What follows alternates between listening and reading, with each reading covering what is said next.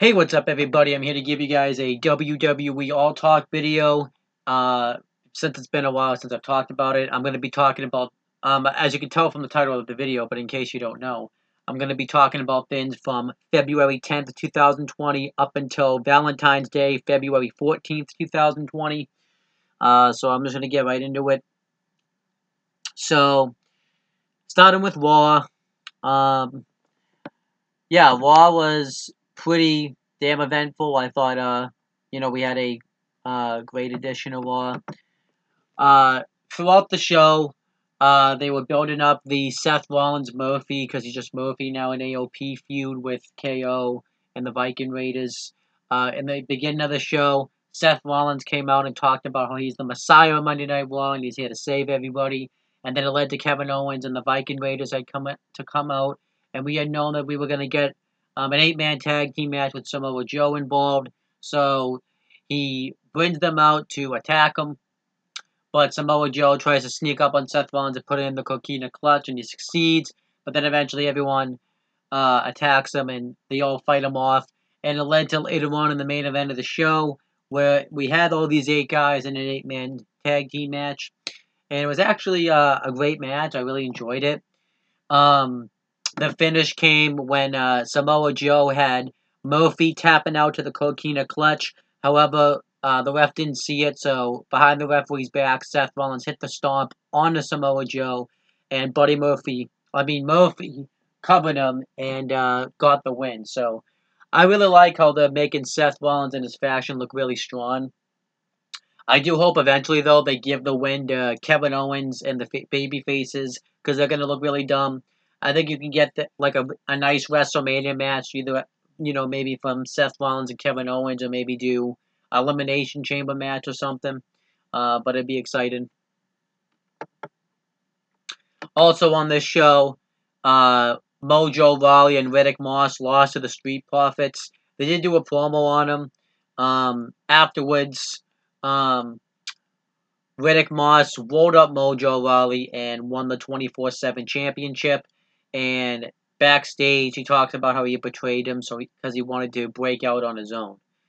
I really didn't like any of this. The Street Profits just need to start doing something in the tag division. It's getting kind of ridiculous now.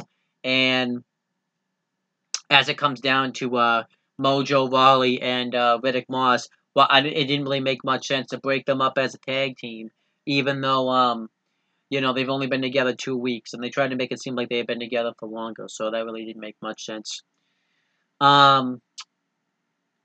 We had the VIP lounge with Drew McIntyre, hosted by MVP, and MVP pretty much is trying to be Drew McIntyre's manager, but Drew McIntyre said that he didn't want to be because he wanted to branch out on his own. They got into it, and it led to McIntyre laying him out with the Glasgow kiss and the Claymore kick. It was actually a very enjoyable segment. I would definitely recommend going to watch it. Ruby Riott got interviewed and said that she attacked Liv Morgan because she's not meant to be a leader. She's meant to be a follower. Really not that good of a promo. Rhea Ripley got interviewed and she said that she's here to see if Charlotte Flair will accept her challenge. Then Sarah Logan came up and said, "Who do you think you are, coming in and taking over Raw?" And then Rhea Ripley was like, "Well, who do you think you are?" So it led to a match. Rhea Ripley beat her in a squash. Not really a big fan of how Sarah Logan's being used, but I'm really fine with Rhea Ripley winning in that dominant fashion to really put her over, so I really didn't have much issues with it. Afterwards, Charlotte Flair came out and teased like she was going to accept the WrestleMania match, but didn't, and kind of tried to put it on herself, saying that Rhea Ripley's just trying to make herself famous off of her. But there'll be more on that. I'll talk more about that on the Wrestling Rundown. Aleister Black squashed Akira Tozawa, and then he just cut it like this weird promo. I'm getting worried he's going to feud with Eric Rowan because he mentioned how he has a metaphorical cage over him and he's trying to get out, and obviously Eric Rowan's kind of going with that feud, so there you go. But the two biggest angles that took place on Raw was the Finn with Randy Orton. He tried to come out and cut a promo and explain why he attacked Edge, but instead Matt Hardy came out and he goes over the history between him and Edge. And, he says that they patched things up after he found out that Edge had to retire because he would hate to be in that position. And he was just cutting this great promo on Randy Orton. Randy Orton, though, lays him out with an RKO and hits the concerto on him, and Matt Hardy has to be helped to the back. This was supposed to be the segment to write off Matt Hardy, because obviously it's in the reports that he doesn't plan on, re-signing his contract. His contract's up on March 1st. But because this segment did so great in the numbers, since Raw's already happened, they brought back Matt Hardy on Raw this week. And, yeah, they're having a no disqualification match now, which is going to kind of make Edge look bad because he's able to come back. I get Edge has actual neck issues, but it really just doesn't make logical sense. But also on this show, Becky Lynch and Asuka wrestled for the Raw Women's title. It was actually a great match. Definitely check it out. Becky Lynch tapped out Asuka with a disarmer. Actually, no, she actually beat her with the Uranagi. Then afterwards, she got attacked by Shayna Baszler. She teased like she was going to lay her out the Coquina, the Kirifuda clutch, but she stopped and bit the neck of Becky Lynch. And I find it kind of funny because Vince McMahon went on his conference call like a week before this and said we're not all about blood and guts. And then this segment happens. It's just really funny how that works. So afterwards, Becky Lynch is being attended to, but she refuses to be taken to the hospital. She wants to go on her terms, so she attacks everybody. She steals the ambulance. Then she ends up coming back later on and says that pretty much that she has a hit list on Shayna Baszler, that she's going to, go after her pretty much. So, yeah, I'm excited to see where that goes. And that was Raw. Really enjoyed Raw. It was very compelling. I like what they did with Shayna Baszler. I don't know if I'm really a big fan of her biting the necks because that's like a vampire gimmick, but if it's just a one-time thing, I want to wait and see where this goes. I like the Randy Orton segment. I liked the 8-man tag. I forgot to mention too, Angel Garza squashed Cedric Alexander. And then afterwards, before that, Humberto Carrillo had come out to attack him. I forgot to mention that. But that was even fine, I guess. I like the VIP lounge, so I thought Raw was a great show. Then on Backstage, which I forgot to pull up my notes for, just give me a second. Obviously, and for commentary for Raw was Byron Saxon, Tom Phillips, and Joey the Ken Lawler. For Backstage, which aired on February 11th, 2020, it was hosted by Booker T, Renee Young, CM Punk, and Paige. We found out some breaking news that John Cena is going to come back on February 28th, so that's going to be on SmackDown next week at the time I'm recording this video. I don't know how I feel about that. I'm excited because we haven't seen Cena in a while, but I really haven't been the biggest Cena fan. And it feels like, everyone kind of forgets the damage that his run at the top did. So it'll be exciting because it's been a while since John Cena's been in the fold. I don't know if he's just coming in as a one-time deal for now, and then obviously we won't see him maybe until WrestleMania or something. So it'll be interesting because I hear they have some big matches planned for him. I hear they're either going to have him face The Fiend Bray Wyatt, which that's not good. If it leads to him winning the 17th title off of him, I'm not a fan of that. Goldberg, which would be a nice attraction match, or Elias. It would make sense, obviously, because they have a history from the past two WrestleManias when Cena's laid him out, but that's kind of an underwhelming WrestleMania match, so I really hope it's not Elias. I hear that it's also could possibly be Ken Corbin. I don't really want that either, so... But yeah, it'll be interesting to see what John Cena does. I don't know if they're putting him into in case something happens, because it's the day after they go to Saudi Arabia for Super Showdown, so it'll be interesting to see what happens with that. Then, because the Daytona 500 was coming up, they showed how WWE and NASCAR tied in with each other, like, when they had special appearances. We found out we had the WrestleMania announcement that it was going to be in Hollywood, I believe in Los Angeles, California, and it was like the first time it was there since WrestleMania 21. And Renee Young did an interview with Stephanie McMahon talking about it. It showed a WrestleMania moment with the Miracle on Bourbon Street when Daniel Bryan defeated Triple H, Randy Orton, and Batista in two separate matches, all in one night, to become the WWE World Heavyweight Champion.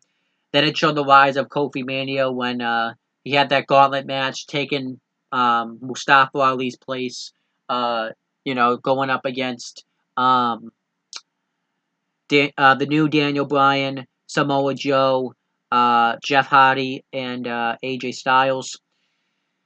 That it showed the women's evolution since it had been, like the year anniversary of it, and they had people on the panel like Paige, Charlotte Flair, and Renee Young talk about it, so that was interesting. Um, and then we have the bump, which I also have to pull up my notes for. Um, I like backstage, obviously. It feels like CM Punk didn't get to say a lot this time because there really wasn't a lot of segments for him. But, yeah, I guess that's fine. The bump took place on February 12th, 2020. It was hosted by Caleb Braxton, Evan Mack, Matt Camp, and Ryan Popola. Not really a lot main roster wise. It was really just Natalia and Tyson Kidd were interviewed in the studio and they talked about their run together in WWE. They brought on Cesaro and talked about their run as a tag team. And we had the return of David Hart Smith, who we haven't seen in WWE since I believe 2011, which was kind of cool. You know, it's kind of funny though because he's with MLW technically in wrestling matches there. So, but it was cool to see the Hart Dynasty back together again. Um, and now there's that rumor going out that WWE is sabotaging MLW contracts. With this happening, they said this had nothing to do with it though, but they're trying to sabotage them some way. So that's going to be interesting. And that was really all. They did some breaking news talking about WrestleMania.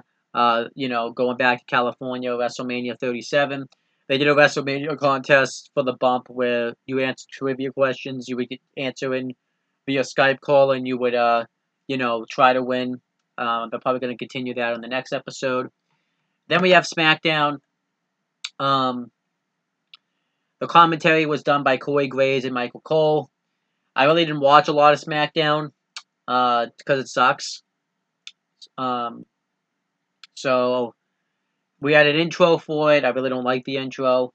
I really watched the setup to the Valentine's Day date with Otis being backstage, responding to text messages by Mandy Rose, and the way he responds to text is creepy because he says them back, but he says them like in this creepy voice, and he says like, smiley face emoji. It's pretty damn funny, and Tucker's hyping him up for it. Um, and then he goes to the restaurant. She's waiting there for him. He has the bag of, he has a bouquet of roses, and he's about to go over there and, have the date. But Dolph Ziggler shows up, and he sees them sitting at the table together. So we're meant to think like Mandy Rose two-timed him. But I'm assuming it's gonna come out where Dolph Ziggler sat at the table and she was refusing. Um, and he kind of walks away heartbroken. I really hope I actually thought this angle was excellent. I really like the storyline, and I really like how it played with my emotions because I was really sad when this happened. I just really hope at the end that Mandy Rose and Otis end up together. I really hope they don't do the stupid thing where, we find out Mandy Rose was like playing him all along or something like that, and she goes with Dolph because we need to have Otis and Mandy Rose together. So, um, and that was really all. And then I watched the Hulk Hogan exclusive interview, which they said was at his house, but I doubt that he has NWO stuff all around his house.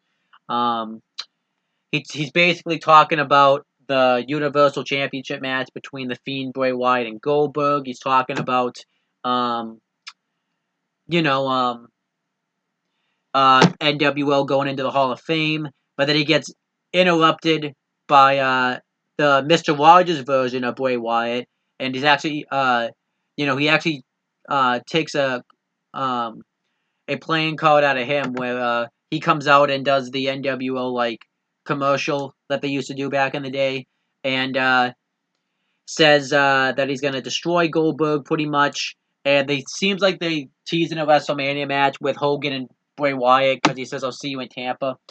And Bray Wyatt was saying things like I don't want to have to add you to my list of wall pictures, so that'll be interesting. I really like the segment though. I really love when Huskus the Pig came up and was asking for chocolate, and he said that he wanted to get in better shape, and Bray Wyatt gave him chocolate, and he said that it's too sweet, so I thought that was hilarious. And yeah, that was SmackDown.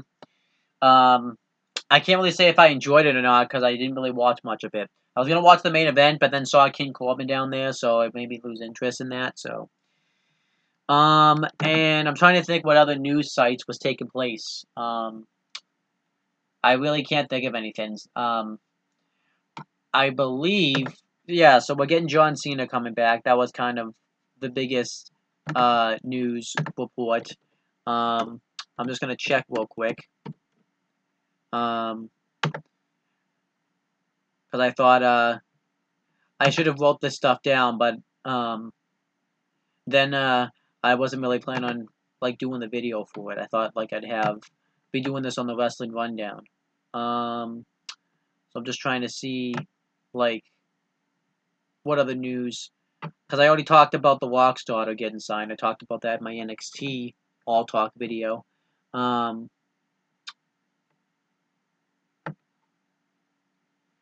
Yep, I talked about WrestleMania 37, like that, the reveal of that. Yeah, it was kind of a slow news week, really. I mean, I say that. WWE hired a new referee. It's the first ever African American woman referee. I forget her name off the top of my head. I followed her on Instagram because I recognized what she looked like. And it was actually kind of a big deal because they did get some publicity out of it because Fox News talked about it. But I don't really know how much publicity it was because it was kind of one of those things where they talked about it and then kind of moved on to the next news item. So there you go. To me, it really wasn't that big of a deal considering the fact that we just had a woman's referee main event, not main event, but referee a world championship match in the main event, which had never happened before. So yeah, uh, but yeah, that was basically it. No other real wrestling news. So thank you guys for watching this video. Please make sure you guys like, comment, and share this video so people will watch it. Make sure you guys subscribe to this channel for more content and click on the bell. So that way every time I upload a video, you guys get the notifications for it. And you're going to actually see some content on my channel.